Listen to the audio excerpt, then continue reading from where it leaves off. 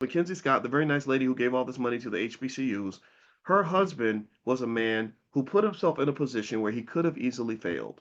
That for every one Jeff Bezos that builds an Amazon, there's 10 others that tried and failed and lost everything.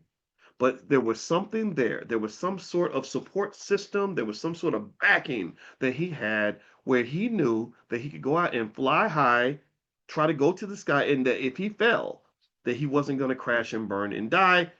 He was going to have some ability to still be okay, right? And maybe it was the love of his wife that he had for all those years. I have no idea. I don't know. I wish if anybody knows Mackenzie, tell her she can come in, and I'd love to hear her story. That'll be probably the only white person we've ever had on here. The Kennedy guy from the Trump administration wanted to come in, or someone connect. I was like, I don't talk to politicians. I just don't like doing that type of stuff. It's not fun for me.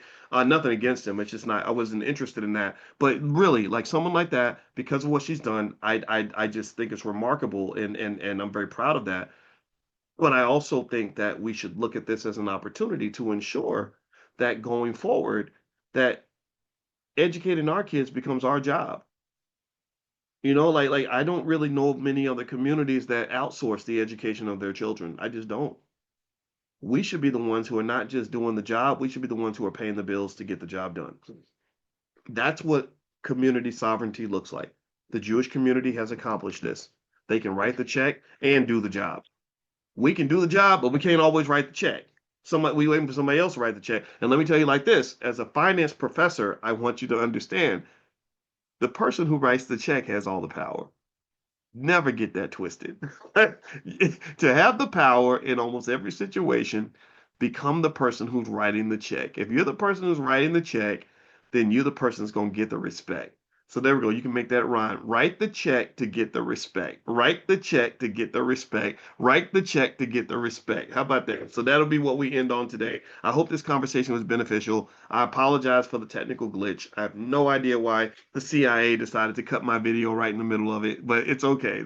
And also you should know that I am not I've never had suicidal tendencies. I've never thought about taking my own life. So I have to say, and I don't have a drug issue. So if I ever get found in the bathtub with a heroin needle in my arm, y'all will know what happened. You're gonna be like, no, they took out Dr. Boyce, man. They took out Dr. Boyce. I'm kidding. I'm not. I have no fear of that. You know why I have no fear? Because I already know that I've done most of my part. Like so many of you are walking around carrying like this amazing energy and doing amazing things, and I'm glad to play some small part in that. So I'm not even worried about it. I have no fear of death or anything like that because I mean, remember, life is a blessing and gratitude is the theme for today. So let's be grateful for what we have. So, and then also let's go out and be hungry and go get some more. All right, got it? Makes sense? All right, everybody. So make sure you're on the text list for this class. Text the word morning to the number 87948. If you're not, and I'll send you an invitation every morning when we meet. Also, in addition to that, don't forget we have financial flashcards and workbooks and stuff like that in our Black Wealth Mastery store. So if you have kids and you want to teach them